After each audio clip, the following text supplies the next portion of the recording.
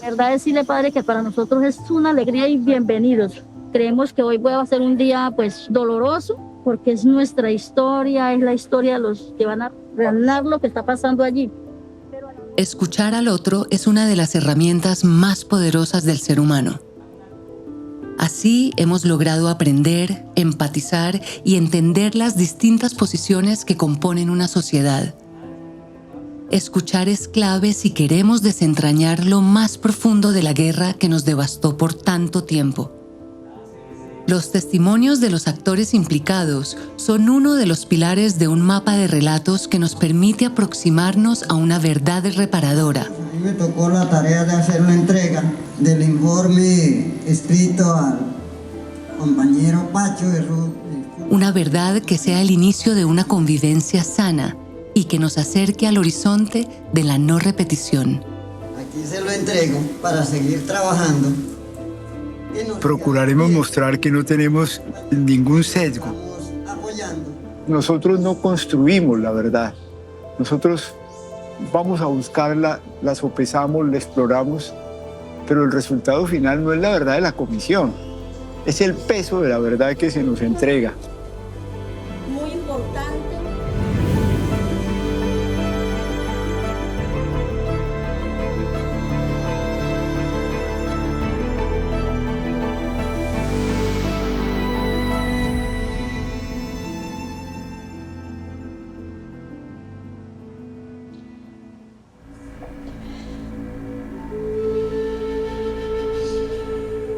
Gracias a la comisión que estos 2 últimos años han tenido el privilegio de escucharnos, para que algún día nosotros lleguemos a saber la verdad de qué pasó con nuestro ser querido, por qué lo hicieron o dónde está.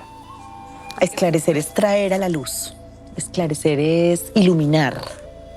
Esa es como la tarea. Nosotros tenemos que trabajar sobre una verdad que a partir de la escucha múltiple, de las múltiples memorias, se pueda consolidar en una verdad que esclarezca lo que pasó. De esa verdad que no es una verdad que justifique, que no puede ser una verdad que señale o que juzgue, pero que sí debe ser una verdad que explique. Y esa verdad que explique es para nosotros lo que llamamos ese esclarecimiento de lo que pasó. El gran método de trabajo de la comisión fue sentarse a escuchar gente. Y sentarse a escuchar gente quiere decir la necesidad de hacer que la palabra y la escucha se mueva regionalmente, y que oír no es solamente el momento en que una persona se encuentra con otro para escucharlo, sino que está compuesto por una cantidad de momentos sociales específicos que van desde el encuentro propiamente auditivo, el momento de la toma del testimonio, el momento editorial, la transcripción, el momento de la publicación, el momento de la circulación. Escuchar también no es solamente la voz, ¿no? También se escucha con los gestos, con los movimientos, con las expresiones que la gente narra esos dolores sufridos en el marco del conflicto armado. Y de esa manera poder conocer mejor, pero también comprender, poder contarle al país de manera más clara, explicarle al país qué fue lo que aconteció. El mandato que nosotros tenemos nos dice que tenemos que esclarecer el conflicto y que lo tenemos que hacer en clave de patrones. Los patrones son formas sistemáticas, digamos, en las que se han hecho violaciones de derechos humanos o ciertos mecanismos de cómo funciona el conflicto. La particularidad que tiene la Comisión de la Verdad es que es una metodología inductiva. Eso quiere decir que no partimos de teorías para ir a ver si eso funciona como nos imaginamos en la realidad, sino que partimos de una escucha amplia, plural, diversa a lo largo y ancho del país, incluso en otros países, para hacer teorías, pero a partir de lo que oíamos de la gente. Esclarecer para comprender y comprender para transformar. Y progresivamente lo que fuimos haciendo fue avanzando en una lógica en que esclarecimiento era mucho más que investigación.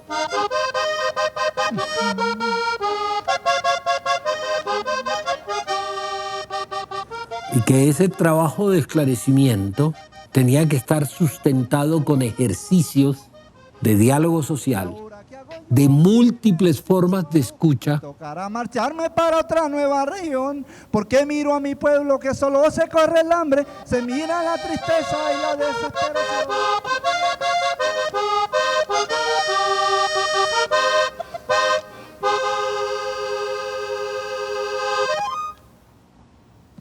Señor Sixto, muchísimas gracias por su relato.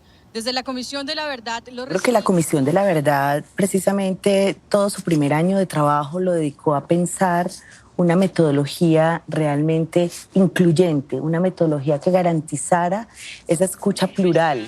No sabemos dónde está, pero seguimos adelante. Una escucha a todas las víctimas de todos los lados y casi en todos los rincones del país. También una escucha plural sobre los responsables, para poder entender los porqués y los paraqués de los actos que cometieron, de las atrocidades que cometieron. Como Colombia es un país que ha investigado tanto del conflicto armado, nosotros queríamos saber, bueno, ¿qué es lo que falta entender? ¿Qué es lo que falta? ¿Cuáles son las preguntas que la gente todavía se hace? Que ahí fue donde apareció la pregunta central de la investigación de la comisión. La gente nos dijo en los territorios, vea, yo ya sé las masacres, yo ya sé qué pasó, a mí dígame por qué. ¿Cuáles eran los intereses que estaban detrás? A mí ayúdame a comprender qué era lo que se estaba moviendo más allá de mi propia experiencia. Nosotros teníamos al inicio pues como la idea de que las casas de la verdad, que fueron nuestras oficinas, iban a ser en un sitio de encuentro. De hecho, las primeras oficinas que contratamos son oficinas grandes, pero nosotros muy rápido nos dimos cuenta que todos nuestros equipos regionales tenían que ser equipos móviles. Una gente en la oficina y otra gente moviéndose por todas las veredas, por los ríos, por las montañas, y así fue que hicimos la escucha.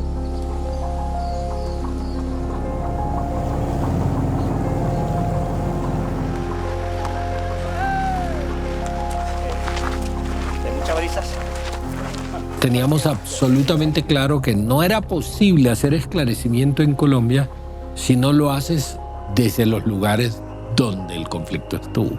Lo que posibilita la extensión de la acción, más que el traslado físico, son las formas en que logras conectarte con las poblaciones, con las organizaciones y con las instituciones. Y eso fue lo que hicimos.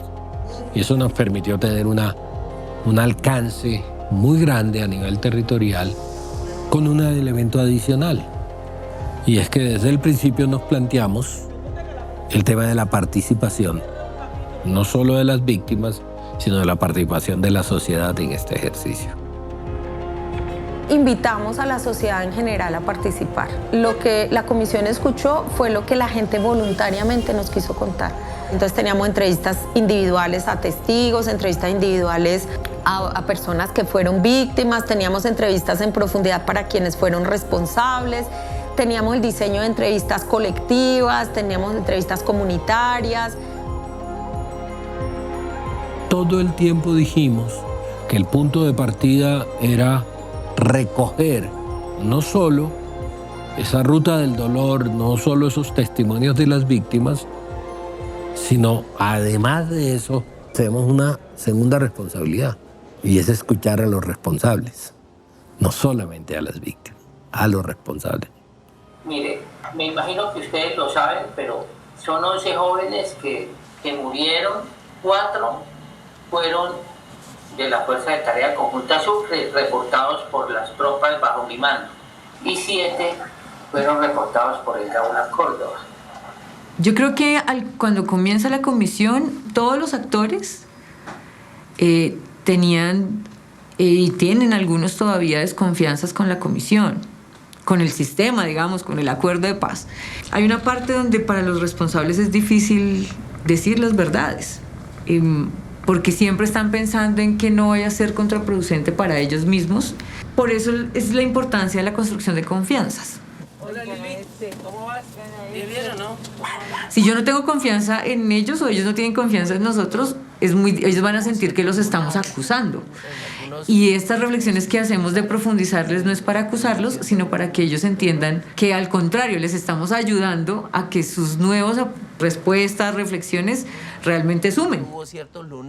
Creo que esa es la tarea de los responsables, ¿no? Aquí las víctimas no son las que tienen que demostrar la verdad, las que tienen que demostrar las verdades que faltan son ellos, por supuesto. La Comisión de la Verdad les saluda y les da la bienvenida a este espacio de contribución a la verdad al que asiste el día de hoy el expresidente de la República, Juan Manuel Santos, de manera voluntaria, para compartirnos sus reflexiones. Esta comisión, cumpliendo con su misión, tendrá la oportunidad de contrarrestar mi verdad con otras verdades. Esta comisión entrevistó a todos los expresidentes vivos. Todas las entrevistas que hicimos a los expresidentes que fueron públicas también tuvieron una parte privada. Es un gran avance para una sociedad que quienes estuvieron a cargo del más alto nivel del Estado hayan venido a una comisión de la verdad. No responde por los actos de Mancuso. Eso por sí solo es muy importante. Como expresidente, como demócrata.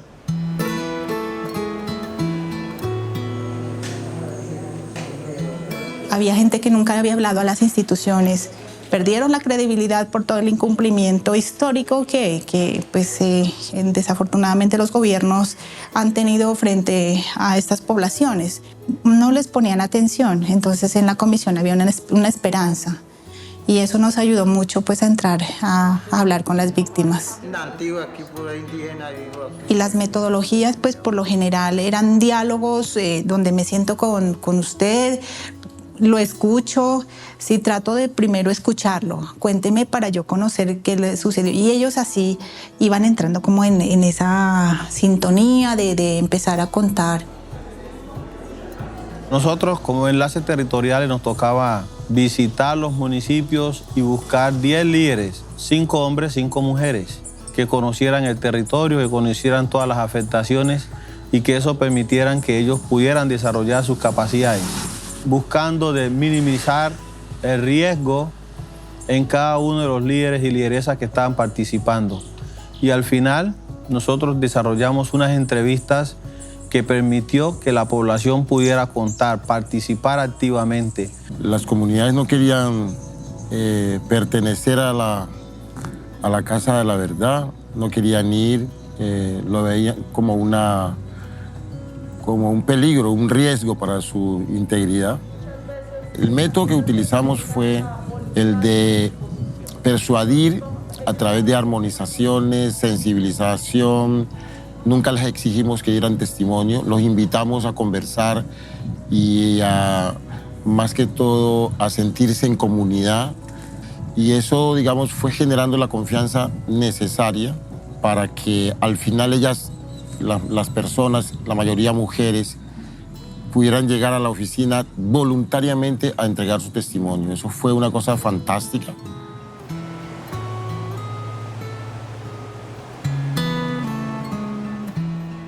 La llegada de la pandemia pues, nos cogió por sorpresa, como yo creo que cogió al país entero y al mundo. Empezamos a diseñar una forma de poder tomar los testimonios a través de medios virtuales. Algunas personas, por ejemplo, nos decían, no, yo no quiero hablar de esas cosas en mi casa porque mis hijos me pueden oír. O sea, son cosas hasta de ese nivel. Para nosotras las víctimas que hemos... Simultáneamente la pandemia nos ofreció la oportunidad para reinventar formas de hacer las cosas. No solamente por lo virtual, sino por lo metodológico. Porque no se trató solamente de pasarse a Zoom, a Meet y a las cámaras. O sea, se trató de adaptarse metodológicamente a ese proceso. El reto era la seguridad de las personas, que ellas se sintieran seguras, cómodas y que pudieran relatar. Las ventajas es que la gente quería contar y quiere contar. Las personas muy generosamente se acercaron a relatarnos y a abrir tantos dolores y tantas alegrías también. Y después de esa primera etapa de información, ya teníamos la información y empieza la segunda etapa, que fue una etapa de sistematización, de relacionarnos con esa información. Y para eso fue fundamental el SIM, el Sistema de Investigación Misional. Una entrevista se tomaba, teníamos unas grabadoras especiales y por un canal seguro de internet las subíamos al sistema. Una vez estaban en el sistema, se codificaban, pasaban a ser transcritas. Muy buenas tardes. Agradeciéndole de antemano a la Comisión de la Verdad. El equipo de transcripción etiquetado del SIM fue el encargado de procesar las entrevistas tomadas por la comisión, digamos en lo que se denominó la fase de escucha.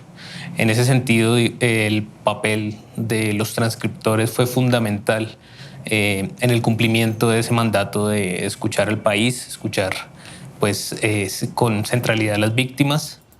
Este equipo de transcriptores estuvo integrado por pues, hombres y mujeres muy jóvenes, la mayoría del área de las ciencias sociales, humanas, con trabajo previo o relacionado con derechos humanos, construcción de paz, conflicto armado.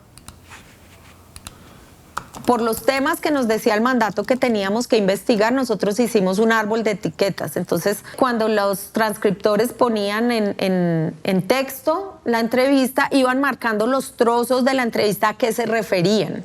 Y cuando ya un investigador en la etapa de escritura quería, por ejemplo, saber todo el tema de violencia sexual en el Magdalena Medio, en el periodo de los años 80, digitaba eso, haga de cuenta, como un Google, y esto nos jalaba entrevistas, testimonios, fotos, eventos, todo lo que estuviera relacionado con eso lo jalaba para que lo pudieran analizar. Yo creo que esta es una experiencia sin precedentes, un ejercicio de trabajo oral sin precedentes en contextos de comisiones de la verdad. Y, por supuesto, esto ha tenido, digamos, unos retos en términos de desarrollos tecnológicos para que sea posible este procesamiento masivo. Comisión de la Verdad. Les entregamos este informe con el corazón de todas las víctimas de desaparición forzada y que esperamos que ustedes asimismo nos lo entreguen a nosotros con hechos, con verdades. De corazón se lo entregamos a usted. A nivel nacional y a nivel regional, sin ninguna duda, hemos recibido un conjunto de testimonios muy valiosos. Hemos recibido unos informes de parte de la sociedad civil, de organizaciones sociales, de movimientos sociales, de centros de pensamiento, que han sido muy importantes también para hacer el mapa de cuáles son algunos de los elementos centrales para explicar el conflicto armado. El enfoque participativo que tuvimos fue también invitar a organizaciones, universidades, personas, entidades, a que nos contaran sus propias versiones y nos compartieran sus investigaciones cuando estas ya existían. Entonces recibimos más de 1000 informes, casi 1200, que nos sirvió para la validación y la contrastación.